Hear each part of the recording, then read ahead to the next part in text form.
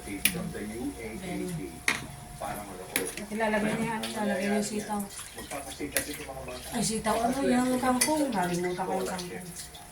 At siyempre, kung may scholarship, makakatugtog ang kolego.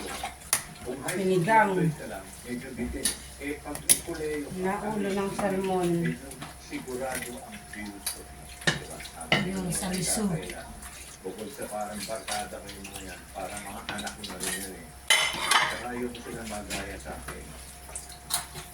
Kaya masabihin. Pero yan. Teka, lalagay yung kangkong. Kaya ako nga, umabot ng 70.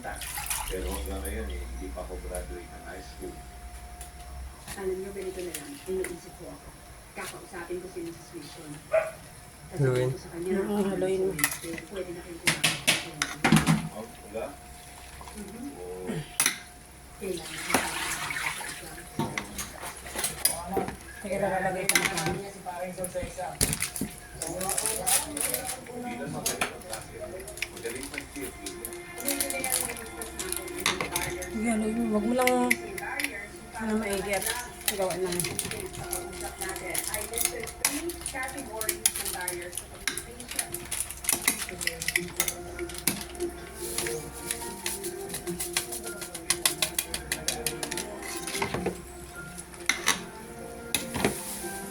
ako matambal sa pagkatapos.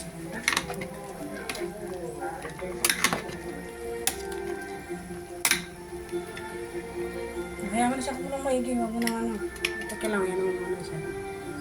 Makailangan na lang. Minuto. 2 minuto mo na. Sinigang tayo. Isa na yan. Puro gulay. Ulo lang to ng salmon. Mas marami gulay. Nalusaw na yata yung ulo. Ayun. Aray ko. Init. Ayan. Ulo ng salmon. Sinigang. Ayan mo siya ng kumulo. Maluluto na yan.